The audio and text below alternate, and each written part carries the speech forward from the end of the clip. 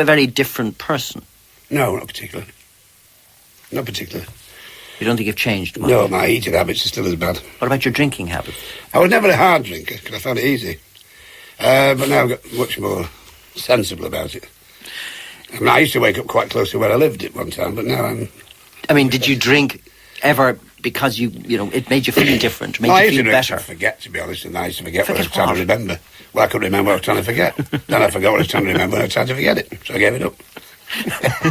I drank because I liked it. It's as simple as that. Yes, loved it. Your grandfather drank fairly heavily. You described yes, him he as... died through drink. I'm getting revenge.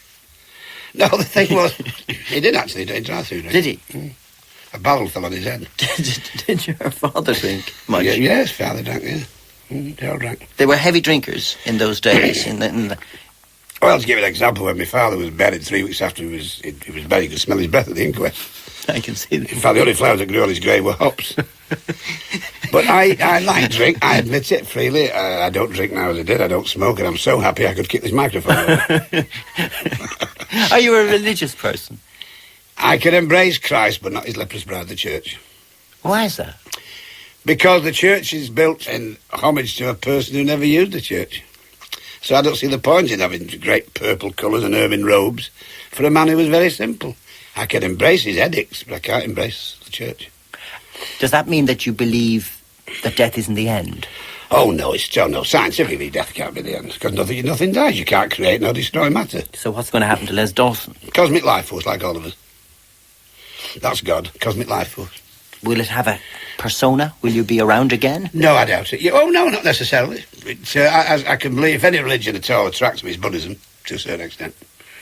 But certainly nothing dies in this world. I mean, when you bury somebody, for instance, it's only buried as an empty skin. That's all a discarded love.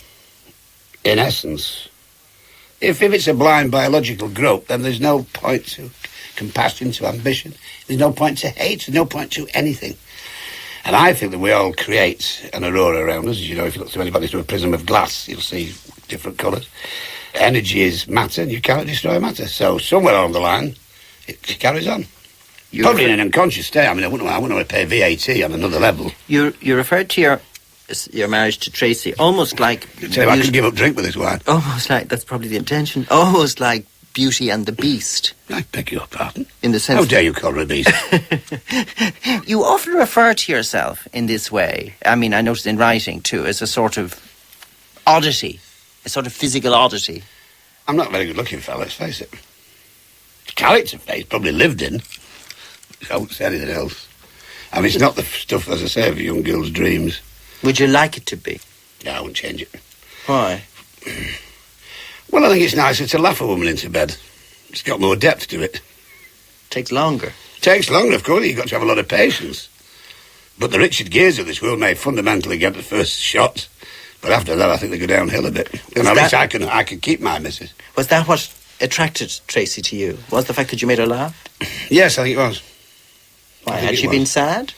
Oh, she'd had a rough life herself. Very bad life. A lot of unhappiness. She lost her parents, lost her dad in a car crash, lost her mother the same way as I lost mine. And, so we were two really unhappy people, to be honest.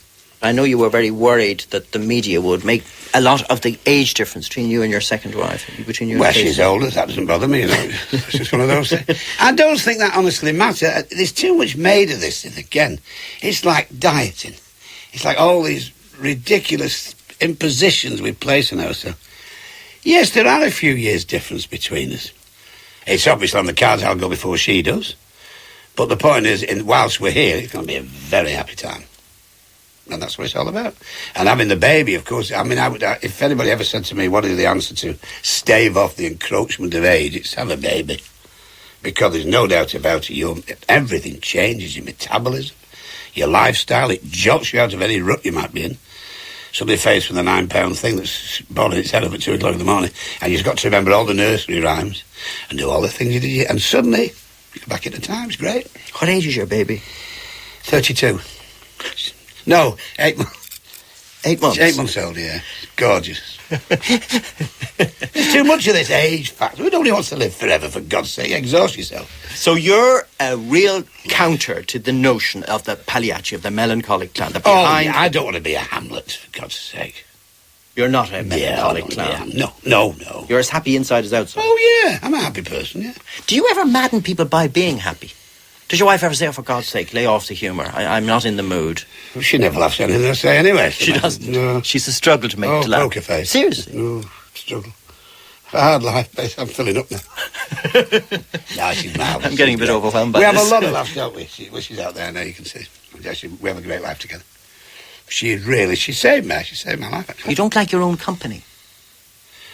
Well, does anybody, honestly? You'd have to be a terrible egotist to like your own company, because I have to relate to other people to exist. Have you ever spent a lengthy period of your time in your own company? No. Never? No. Because I've heard all the jokes anyway. God, I've never talked so much like this for ages. You're very good at this, you know. Do you talk about yourself much to other people? Not a lot, no. No. That's another fault. I repeat myself. Do you? Oh, totally. I'm not saying I'm boring, but I once had a glass eye to sleep. Do you think you're boring sometimes? Yes, I do. Oh, do you worry about that? No, it doesn't bother me. It No, bothers other people. Bother me. Do you have any regrets? No. Oddly enough, no. With all its ups and downs, with all its trauma, with all its silliness, and the awful mistakes and the stupidity I've done, no regrets. My philosophy was, you've got to know failure before you know success. So I had that many failures, I couldn't recognise success. People used to say, you know, that success is just around the corner, but I lived on the M1. The people I see are people who feel that life has dealt them a bad hand, or they've had catastrophes and it's taken its toll, and they have teetered on the edge of disaster. And they're interested in people like you, who've gone through life and you've put yourself on the line, you've had tough times and so on. So they're interested to know, well, what is it? What is it about you that sees you through these things and you keep bouncing along? A sense of the ridiculous. Because no matter how bad a thing is, there's always another side to it. When Meg died, I used to do the shopping at the local shops, just a small point. And when you've lost somebody, when somebody's deceased, people are very nice, but they tend to talk up your nose. They bend their head forward and say, are you managing all right? So you even get an element of farce in a tragedy. I do a silly thing, and Trace will bear me upon this. Silly thing. I said, no matter how bad things are, look in the mirror and pull a face. And funny enough, it seems to be a panacea for the ills. Because there is elements of fun in everything.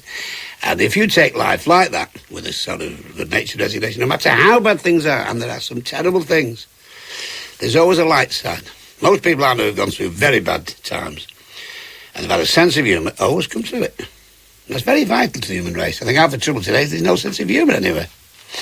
That's my theory, and God forbid we should ever lose it altogether.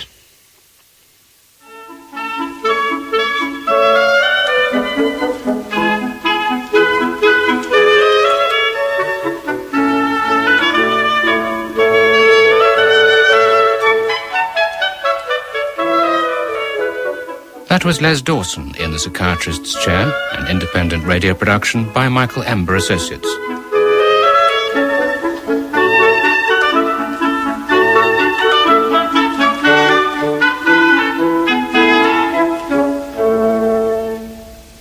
And it was the last in this series of interviews with Dr Anthony Clare, though it will be broadcast again on Wednesday morning at 9:05.